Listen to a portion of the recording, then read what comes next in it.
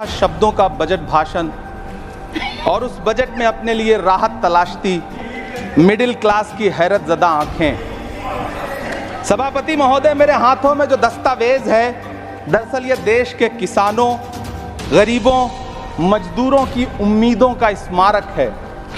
ऐसा लग रहा है जैसे वित्त मंत्री महोदया ने बजट नहीं तैयार किया है बल्कि प्रधानमंत्री जी की मन की बात का संकलन तैयार किया है। टूटा हुआ लश्कर का भरम देख रहे हैं, टूटा हुआ लश्कर का भरम देख रहे हैं और जिल्ले इलाही के करम देख रहे हैं। ताकत का नशा अक्ल पे हावी है तुम्हारी, तुम देख न पाओगे जो हम देख रहे हैं। वित्त मंत्री महोदया ने इस बजट में महंगाई पर सिर्फ 10 शब्द बोला है। जिस देश में टमाटर 100 रुपए किलो बिक रहा हो। सभापति महोदय, मेरा टाइम पॉज करें और बार बार इंटरप्ट करने को या तो मना करें। हाँ बोले, कृपया बोले। सभापति महोदय, वित्त मंत्री महोदया ने इस बजट में महंगाई पर सिर्फ 10 शब्द बोले हैं। जिस देश में टमाटर 100 रुपए किलो बिक रहा हो, उस देश की वित्त मंत्री के पास बजट में महंगाई पर बोलने के लिए सिर्फ 10 शब्द है। डीजल, पेट्रोल, आटा, चावल, दाल, सब्जी की महंगाई का तो कोई जिक्र ही नहीं। सावन चल रहा है तो प्याज और लहसुन का दाम पूछना तो शायद पाप होगा। मैंने तो यह भी सुना है कि वित्त मंत्री जी जो चीज खुद नहीं खाती हैं उसके दाम से उनका कोई लेना देना नहीं होता। लेकिन इस बार बजट पेश करने के लिए पार्लियामेंट आने से पहले वित्त मंत्री जी ने दही और चीनी खाई थी। अब तो उनसे यह पूछा जा ही सकता है कि उन्हें दही, दूध और चीनी का रेट तो इन दिनों पता ही होगा। क्या उसे सस्ता करवाएंगी या नहीं सस्ता करवाएंगी? अगर पता है तो कृपया सस्ता करवाइए, क्योंकि इसी चीनी ने अमेठी में एक मंत्री महोदया का राजनीतिक कैरियर कड़वा कर दिया। सभापति महोदय, अपने शीश महलों में बैठे हुए सरकार के सांसद और मंत्री कह रहे हैं कि महंगाई कम हो रही है।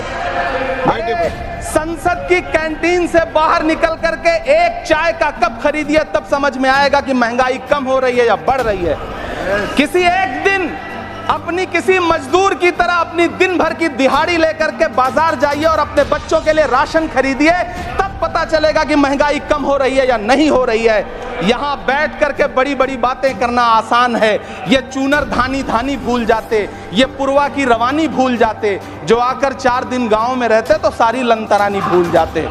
सभापति महोदय, इलेक्टोरल बॉन्ड खरीदने के नाम छुपाने वाली सरकार, इलेक्टोरल बॉन्ड खरीदने वालों के नाम छुपाने वाली सरकार इन दिनों आम के ठेला लगाने वालों के नाम जानना चाहती है।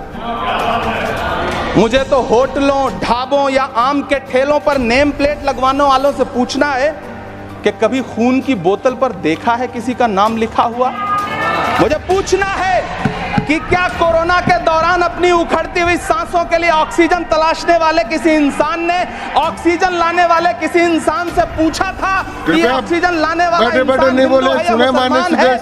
मुझे पूछना है कि लावारिश लाशों के लिए कोरोना में कांधा देने वाले, चिताओं के लिए लकड़ियां सजाने वाले किसी इंसान से पूछा गया था उसका नाम, उसका मजहब? लेकिन इन दिनों पूछा जा रहा है। सभापति महोदय, अफसोस देश के प्रधानमंत्री जी ने कभी न टूटने वाली चुप्पी ओढ़ ली है। सभापति महोदय, जनता ने 63 सीटें कम क्या कर दी? ये सरकार तो अमृतकाल का नाम लेना ही भूल गई। ये भूल गई है अमृतकाल को, ये भूल गई है मनरेगा को, ये भूल गई है मौलाना आजाद नेशनल फेलोशिप को, ये भूल गई है मणिपुर को, ये भूल गई है महाराष्ट्र को। मुझे गर्व है कि मैं राज्यसभा में महाराष्ट्र का प्रतिनिधित्व करता हूं।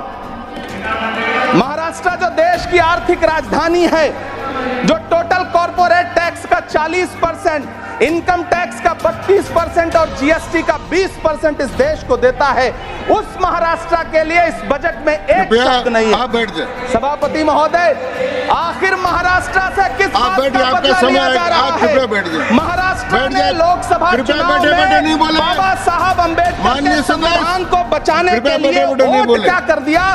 प्रधानमंत्री जी तो महाराष्ट्र से बदला लेने पर उतर आए।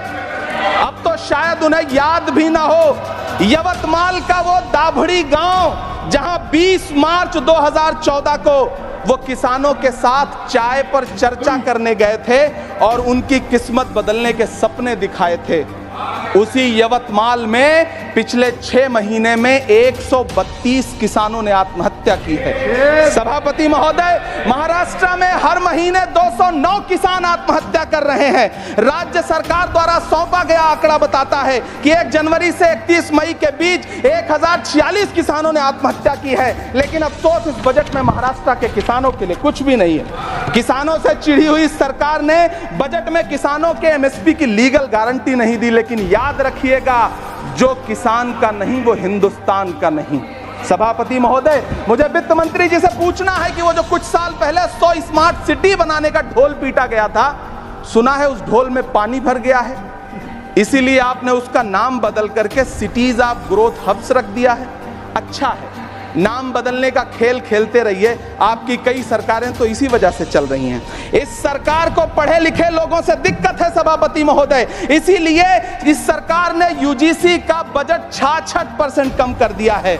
वाह री सरकार। सभापति महोदय, मैं वित्त मंत्री जी के संज्ञान में लाना चाहता हूं कि किशनगंज में एएमयू सेंटर के पास 224 एकड़ जमीन है। यूपीए सरकार ने सोनिया गांधी जी की अगुवाई में 136 करोड़ रुपए एएमयू किशनगंज सेंटर के लिए सेक्शन किए थे। लेकिन आपकी सरकार ने पिछले 10 साल में उस 136 करोड़ में से सिर्फ 10 करोड़ रुपया रिलीज किया है।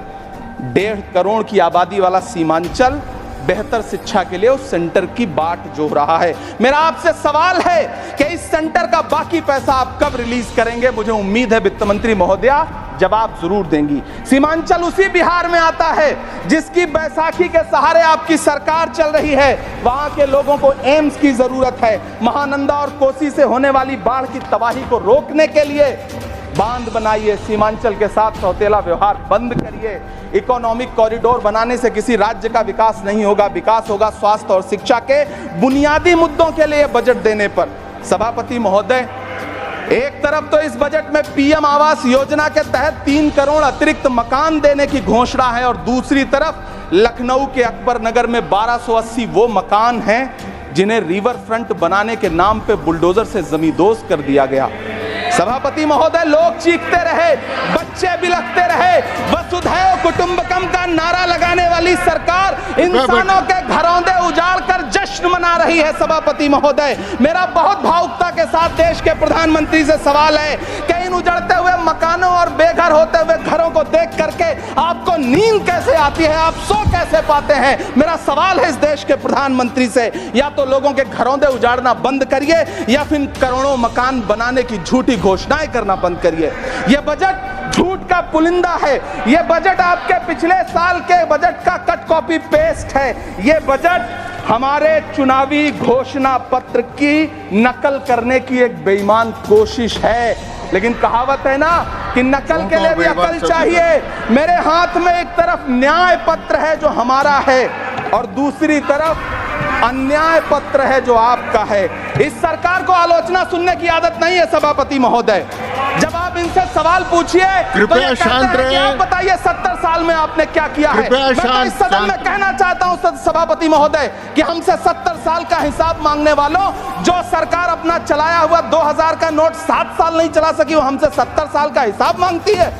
सभापति महोदय, मैं अंत में आपसे यह कहना चाहता हूं, यह बजट बैसाखी पर टिकी हुई सरकार का कुर्सी बचाओ बजट है। इस बजट में राज्यों के साथ, किसानों के साथ, नौजवानों के साथ, महिलाओं के साथ, देश के मिडिल क्लास के साथ अन्याय किया गया है और इस अन्याय का खामियाजा आपको महाराष्ट्र, हरियाणा और झारखंड के चुनाव में भुगतना पड़ेगा।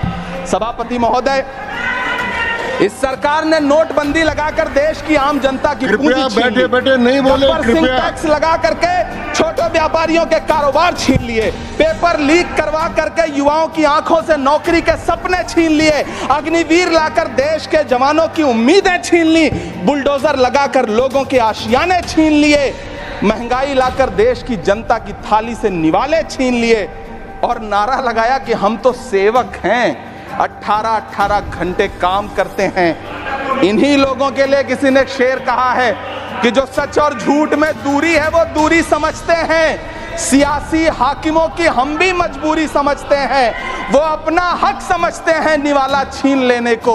डकैती को बहुत से लोग मजदूरी समझते हैं। हमें पता है कि कैसी मजदूरी की जा रही है। सभापति महोदय, मैं यहाँ खड़ा होकर के अंत में आपसे कहना चाहता हूँ कि इस बजट में तमाम राज्यों के साथ अन्याय किया गया है। इस बजट में युवाओं के साथ अन्याय किया गया है, महिलाओं के साथ अन्याय किया गया है, और खास तौर से महाराष्ट्र के लिए कुछ नहीं रखा गया है। महाराष्ट्र बाढ़ से जूझ रहा है, पानी बरसने से वहां 1500 से ज्यादा लोग मारे गए हैं। उस शहर को, उस राज्य को 4000 करोड़ के पैकेज की जरूरत है ताकि जो फसलें बर्बाद हुई हैं लोगों को राहत दी जा सकी। लेकिन अफसोस इस बजट में महाराष्ट्र के लिए ऐसा कुछ भी नहीं है।